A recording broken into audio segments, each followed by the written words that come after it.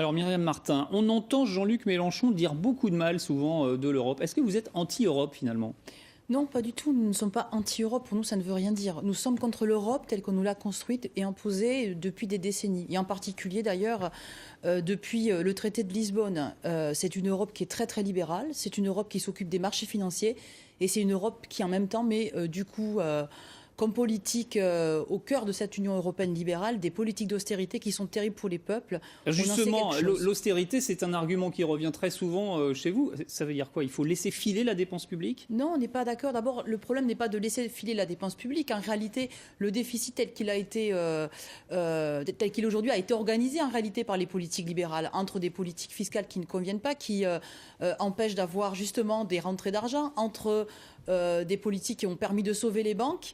On demande aujourd'hui aux populations de payer quelque chose pour lesquelles elles ne sont absolument pas responsables. Donc nous, on dit qu'il faut inverser la tendance. L'austérité, d'ailleurs, ne conduit à rien. La Grèce est à son 4e ou 5e plan d'austérité.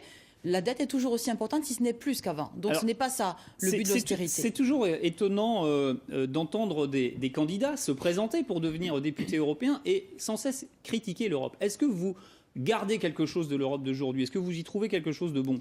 Écoutez, il n'y a pas beaucoup de choses de très bon dans cette Europe-là, parce que, encore une fois, ce n'est pas ce qui est bon. Par exemple, l'Europe des peuples, l'Europe de la solidarité, l'Europe sociale, ça, c'est à construire. Mais nous, c'est ce qu'on dit. Voilà, si on veut aujourd'hui arrêter avec l'Europe libérale, il faut rompre avec les traités, il faut leur désobéir. En particulier le dernier traité, le traité budgétaire qui a été voté sans l'avis des peuples en 2012 dans notre pays, par exemple. Traité que François Hollande avait promis de revoir, quand même qu'il n'a pas revu, qui inscrit l'austérité à vitam aeternam. Ça fait que vous ne pouvez mener justement aucune politique qui soit favorable à la construction d'une entité politique européenne qui soit juste, faite de justice sociale, de transition écologique, de solidarité. Donc nous, on dit qu'il faut refonder l'Europe. On n'est pas contre l'Europe, mais cette Europe-là, elle n'a pas de sens. On ne peut pas avoir une Europe qui, en fait...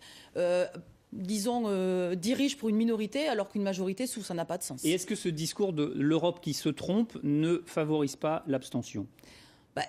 Pas du tout. Je crois qu'il faut dire une chose sur l'abstention. C'est une menace aujourd'hui, c'est une réalité. Et il faut comprendre, nous, on fait une campagne de terrain dans tout le Grand Ouest. Et tous les hommes et toutes les femmes qu'on rencontre sont désespérés. Il y a une colère sourde. Et nous leur dit, cette colère, il faut la transformer. Il faut qu'elle soit efficace et que le 25 mai prochain, eh bien, ils aillent voter. Pourquoi ? Parce que si ils ne votent pas, si l'abstention gagne, c'est la prime, finalement, aux mêmes, c'est-à-dire à ceux qui mènent les politiques avec lesquels on n'est pas d'accord. Et est-ce que vous redoutez, comme beaucoup d'instituts de sondage, que le Front National devienne le premier parti de France lors de ces élections ? Il y a un risque. Les politiques libérales nourrissent la désespérance sociale. Et la démagogie, le populisme, on le sait malheureusement dans l'histoire, fait parfois florès. Mais nous, on dit qu'il faut justement aller sur une politique alternative vraiment à gauche. C'est ce qu'incarnent aujourd'hui les listes du Front de gauche partout en France.